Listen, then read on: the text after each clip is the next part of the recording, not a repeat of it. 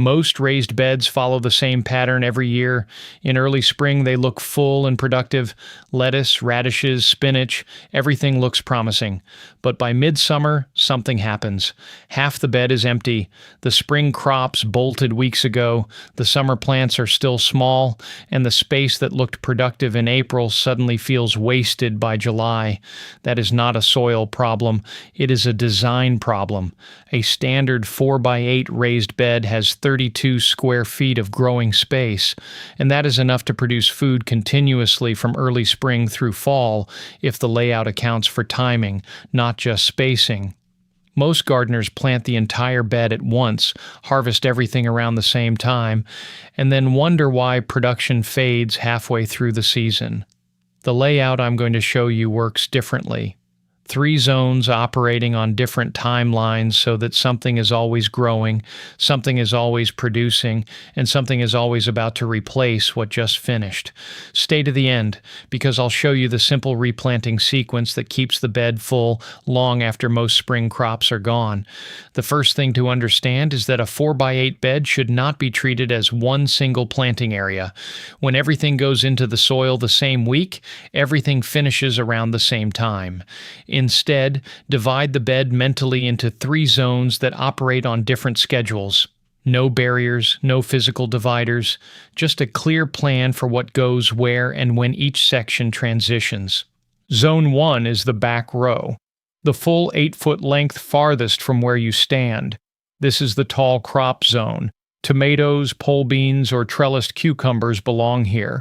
These crops grow vertically and produce a large harvest without taking up much horizontal space.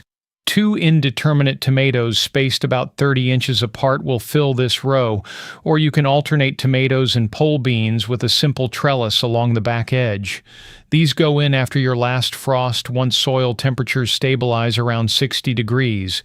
Once established, they stay all season, producing steadily through summer and often into early fall. Keeping the tallest plants at the back prevents them from shading the rest of the bed. Between the tomatoes, tuck 1 basil plant for every few tomato plants. It grows in the lower canopy and fills space that would otherwise remain unused. Basil also helps disrupt pest scent trails around tomatoes.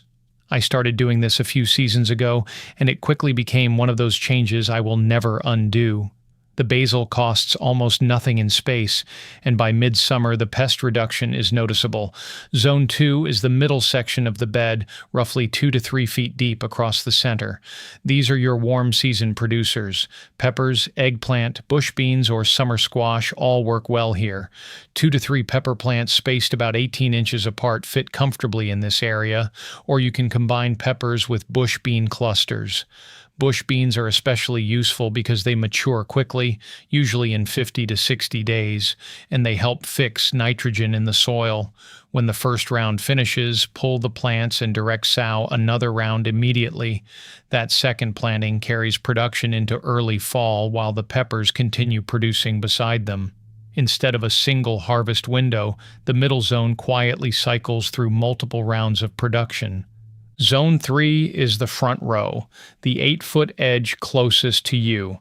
This is the fastest rotating part of the entire system. 4 to 6 weeks before your last frost, plant cool season crops here such as lettuce, spinach, radishes, or kale. These crops tolerate cold soil and light frost and grow quickly in early spring. Radishes are ready in about 25 to 30 days. Lettuce begins producing cut-and-come-again harvests after about a month. By the time your tomatoes and peppers go into the back and middle zones, the front row has already been feeding you for several weeks. When those spring crops begin to bolt in early summer, the system shifts into its second wave.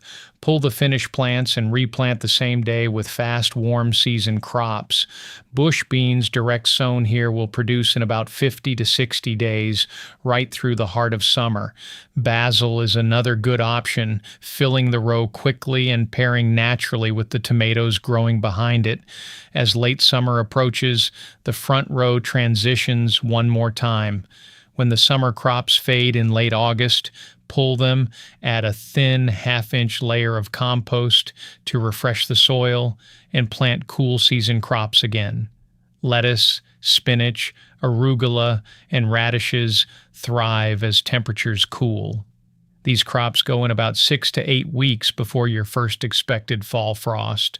The same strip of soil that produced food in early spring continues producing again in fall, 3 waves from one section of the bed. That small compost refresh between waves matters more than most gardeners realize. Each planting removes nutrients from the soil. Without replenishment, production often drops by the third round. I learned this the first year I ran this system. The fall lettuce came in smaller and paler than the spring crop from the same bed. The soil had simply given everything it had to the summer plants. A thin, half-inch compost top dress between transitions solved the problem completely. It takes only a few minutes, but it keeps the bed productive all the way to the end of the season. Along the very front edge of the bed, plant a low border of sweet alyssum. It stays under 6 inches tall, blooms continuously, and attracts beneficial insects like hoverflies. It occupies the outer inch or two that most gardeners leave bare.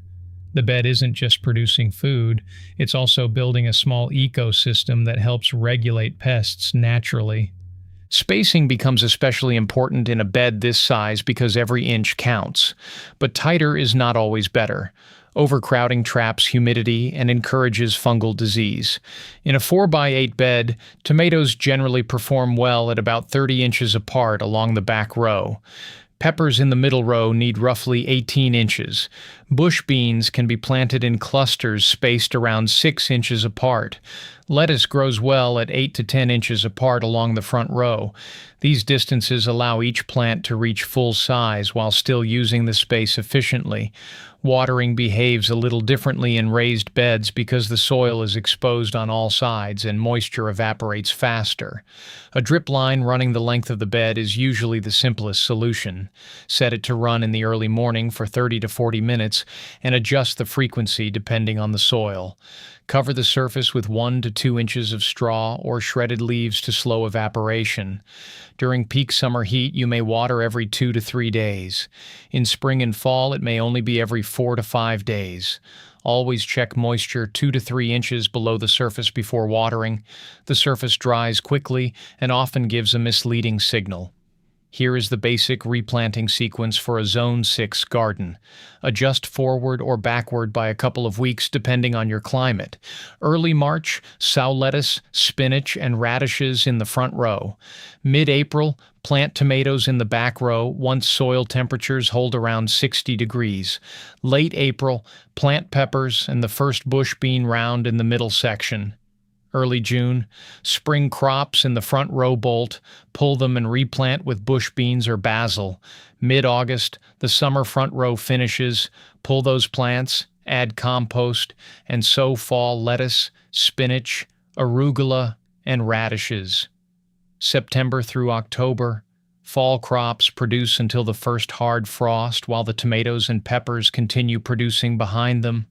That is 3 full harvest waves from one 4x8 bed.